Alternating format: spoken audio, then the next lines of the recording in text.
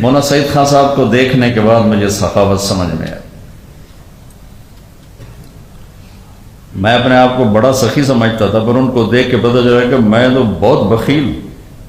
اوہ کیا سخاوت، سبحان اللہ. میں نے ایسا سخی زندگی میں نہیں دیکھا. رائمنڈ آیا نا جب پاکستان، جب وہاں سے نکال دیا، سعودیہ سے نکال دیا، پاکستان آ گیا، تو عبدالرؤف صاحب نے احتراماً اپنے کمرے میں ان کو بستر ڈلوا دیا. اب عبدالرؤف صاحب صاحب حال آدمی ہے، صاحب حال. ایسے آدمی کروڑوں میں ایک اللہ چنتا ہے جن سے کوئی کام لیتا ہے، وہ صرف اسی کام کرتے ہیں اور کوئی چیز نہ ان میں آ سکتی ہے نہ جا سکتی. زندگی میں ایسا شخص تم نہ دیکھو گے اگر آپ لوگوں نے کو قریب سے دیکھا. میری آنکھوں نے ایسا انسان نہ دیکھا نہ دیکھی. تبلیغ ان کا حال ہے، اور کسی حال والے کو دیکھنا تو اس ہستی کو دیکھ. کرتے میں یہ تھا نا آستین، اس میں بازو ڈالے یوں. یہ ایک واقعہ ہے اور روزانہ ایسے ہوتا ہے. اوپر سے میں آ گیا اور مولانا احسان صاحب یہ یوں اور یوں رہے دونوں بازو، اور یہاں 10 منٹ ہمیں دیکھ کے بات کر رہے ہیں اور ہاتھ یہاں. ان کو یاد ہی نہیں کہ میرے ہاتھ یہاں. لقمہ ہاتھ میں ہے اور پونا گھنٹہ گھڑی دیکھ کر لقمہ ہاتھ میں ہے اور اندر نہیں گیا. بات چل رہی. عجب انسان. کیا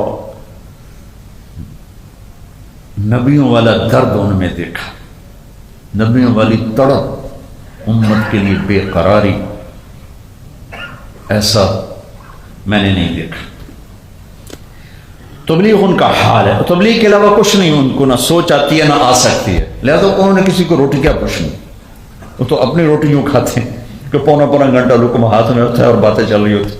اس لیے ان پر وہ مولوی فہیم صاحب کو اللہ جزائے خیر، ایسا خادم میں نے زندگی میں کہیں نہیں دیکھا. سبحان اللہ. عبداللہ صاحب کی خدمت بہت نہیں کی، لیکن جو مولوی فہیم صاحب کر گئے میں ان کی عظمت کو سلام کرتا، کمال کرتا، اپنے آپ کو ذبح کرتا. میں کہتا ہوں مزاجن عبداللہ صاحب جیسی مشکل شخصیت دنیا میں کوئی، نہ کھانے کا ٹائم ہے نہ سونے کا ٹائم. تو پھر اسے آپ پابندی لگے، جب آپ کھانا کھائیں گے کوئی آدمی آپ کے پاس نہیں بیٹھا جائے تاکہ آپ کھانا تو کھا لیں. اب انہوں نے کیا پوچھنا. تو مولانا سعید خان صاحب آئے نا تو چوتھے 5 منٹ کہنے کے وہاں میرا بستر یہاں سے نکالوں، یہ تو کسی کو کھانا ہی نہیں پوچھتا.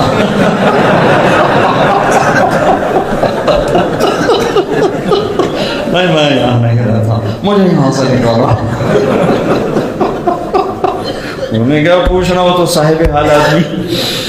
تو جا کے نا عربوں کے کمرے میں ڈیرا ڈال دیا، وہ ہال میں ڈیرا ڈال دیا. تو پھر بڑی تیزی کے ساتھ ان کے لیے ایک الگ کمرہ بنایا گیا جس میں پھر وہ تشریف فرما ہوتے تھے.